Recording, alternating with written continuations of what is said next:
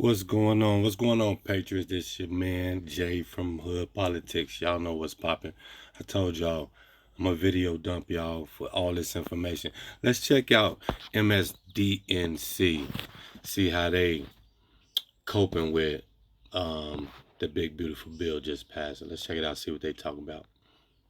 Races against a clock of their own making to try and get an approved final version on President Trump's desk by July 4th to sign into law. Speaker Mike Johnson said the Senate made more changes than he would have liked, but remains publicly optimistic. We knew the Senate would amend the House product. I encouraged them to amend it as lightly as possible. They went a little further than many of us would have preferred. But we have the product now. We're going to try to answer all those concerns and get this bill delivered on time as we expected and hoped from the very beginning. So a lot of work ahead, but that's the job. So we'll get it done. Hey, he looked like he already know. We got this in the bag. The House is set to meet later this morning to begin the process to debate and vote for a final passage of the bill as Republican members of Congress scramble to get back to D.C. Both parties are doing that, frankly. Yesterday, Minority Leader Hakeem Jeffries said all procedural and legislative options are on the table. All procedural and legislative options are on the table.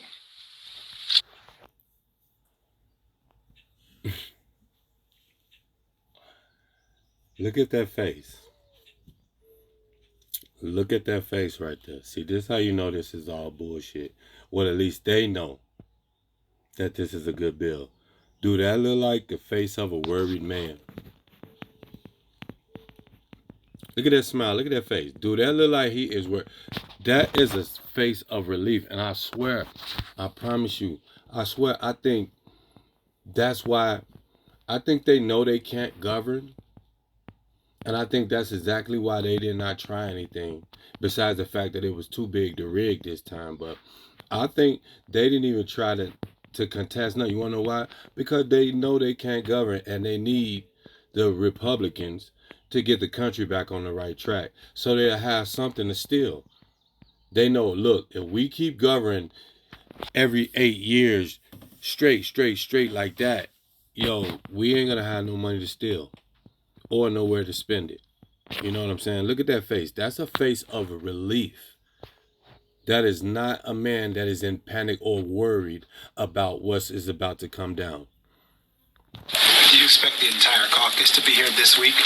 It's my expectation that every single member of the House Democratic Caucus will be present, and every single House Democrat is strongly opposed to this GOP tax scam, this disgusting abomination, this one big ugly bill that will rip healthcare away from millions of Americans. I thought I couldn't speak. Joining us now, one of those Democrats, Democratic Congressman Gabe Amo of Rhode Island. He's a member of the House Budget Committee and also the Rules Committee, which was meeting quite late last night. So I appreciate you coming on this early after a marathon session there. Ultimately, the bill passed out of the Rules Committee with two notable Republicans voting against it. That probably tells the story of Republicans not having the votes they needed.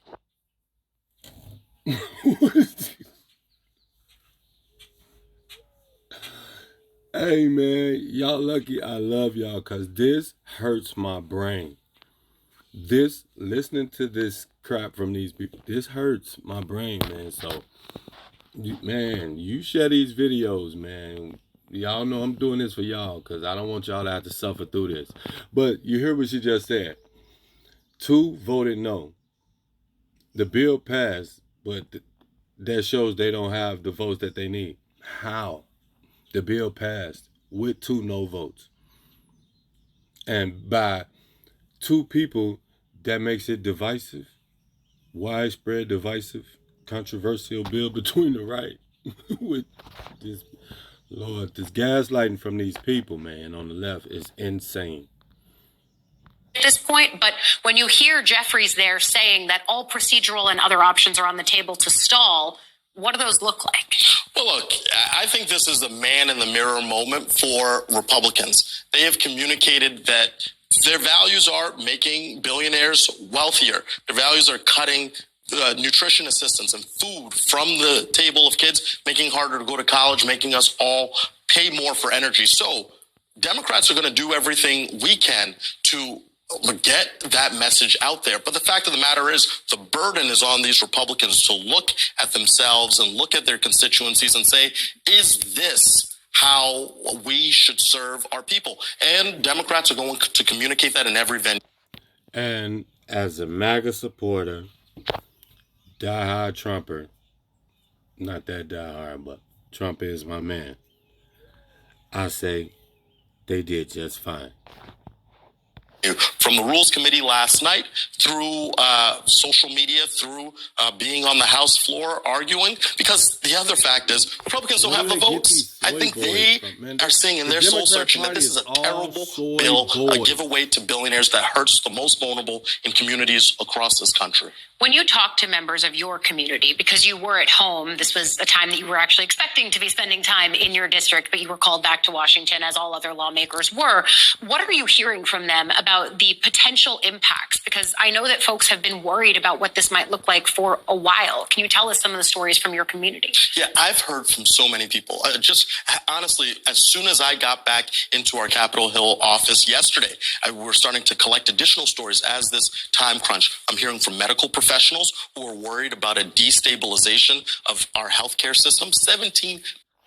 And they doubled your healthcare budget to take care of those concerns. Next. Million people could lose their healthcare. Tens of thousands of people, frankly, could die because of policy decisions embedded in this legislation. Moreover, you look at what this does in terms of income distribution and the transfer of wealth. This bill is essentially funded by taking from the bottom 10% to give to the top 10%. So people are... That is a lie. It is the exact inverse. It's taken from the top and is given to the bottom. And that's why they crying so much. And that's why they pissed. Because they don't like their own people. They don't like America. These bugs out here going nuts. They don't like America. They don't like their own constituents. They voters, nothing. They don't like nobody. They are all out for self. And that is dangerous. Reasonably concerned. They're really worried if they will be able to feed their kids. We already have food pantries, so many resources around this country that are overtaxed, overburdened, and people are struggling at the margins. Energy costs going up in my region in New England. And why is that? Why is all those food pantries and all this stuff so much necessary in y'all liberal cities? Why? Is that because you tax your taxpayer out of existence? I was just scrolling, and I don't know how true it is, but I seen Georgia laws that passed, supposed to have been passing for today, and Chicago. Georgia, yeah, but Chicago, oh my, from what I heard, like I didn't even know your state could tax you on gas. I'm gonna do a video about it because I got to do some research first. Because I didn't even know your state could tax you on gas. I thought that was just straight up. Well, the oil company federal. I thought that was all tied together. I didn't know you can. Well, I guess I guess that's right because our gas is cheap and the liberal city should be through the roof. Cali be like $7. No way could I live in California, man. No way could I live in California. Period.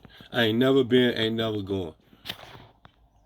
Really expensive costs, and people are saying, I'm going to have to make tough choices. Something is going to lose.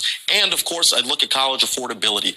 When you make it harder for a student to get that loan assistance, and in fact, forcing them to the private loan market, that is something that's going to put that out of reach and say to some families, we're going to have to do differently next year. And I think it's a good reminder. Good.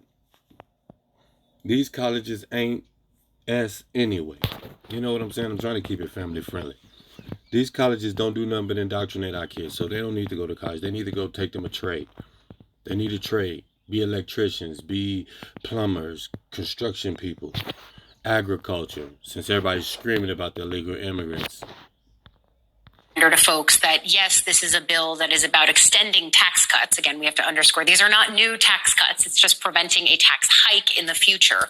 But it also includes a number of other priorities that Republicans support. So it's a much larger package than just taxes. Attendance is going to be such a key issue today. We said. You notice how none of the left-wing media never states what's in the bill? All they do is tell their constituents this bill is going to cut Medicaid and take people off health care. They never read what's in the bill. I think I'm going to post it on my page on Facebook like I did TikTok so people can see and stop being gaslit. Maybe they'll wake up. Because I know if my people don't vote. My people don't vote. If my people voted, the Democrats will never win. And when I say my people, I'm talking about real ninjas, real street ninjas. You know what I'm saying? I'm gonna look them videos up from, when they was when they be doing them street interviews, and they went in the hood. They went in the hood of New York, I believe. They went in the hood and they start asking all them real young ninjas about all that transgender crap. And you know what? They wasn't going. They wasn't trying to hear it. They thought it was stupid. See, that's what I'm saying. See, my people, the real ninjas, they not informed. And they don't vote. They don't. They love Trump. Real ninjas love Trump. It's them goofy liberals like this soy boy right here on the screen. You know what I mean? That's not one of my people. I ain't gonna even lie. Back in the day, he couldn't even come around on the block. We'd have just treated him just cause. Indeed. And that probably happened to him. That's probably why he's a liberal and trying to hate the country and destroy the country. That Republicans are scrambling to get back, but Democrats are too. Can you talk a little bit about what could be done if members aren't there? I mean, are there stalling tactics that leadership has told you to prepare for? It could be a while until we see this vote anyway, but you said you've been having conversations with your colleagues about how hard it is to get to Washington right now. This is actually an important subplot. Well, I've communicated with colleagues around the country, from Hawaii to Michigan to Vermont, all across the country, are working their hardest to get here so they can register their opposition to this horrible, big, ugly bill. And frankly, I won't be a prognosticator about how people get here because the weather has been a little erratic, but Democrats are going to do everything within our capability, remembering that we are... And with that... Joining us now, straight from the House floor, Democratic Congressman Morgan McGarvey of Kentucky. It really doesn't even matter. You know what I'm saying? We know the vote. The vote was in. And plus, they didn't have the House anyway. So all y'all could have came, all y'all could have stayed home. It wouldn't have mattered. You know what I mean? But this your boy Jay from Hood Politics checking out. I just wanted to tell everybody, have a good, happy 4th. Stay safe, stay cool, because it's been hot. I see y'all see me sweating out my shirt. You know what I mean? I gotta get back in here to this AC. I did some painting in the studio, so I can't be in there. So I'm out here enjoying this nice weather. I love y'all. This your boy Jay from Hood Politics checking out. Have a happy 4th.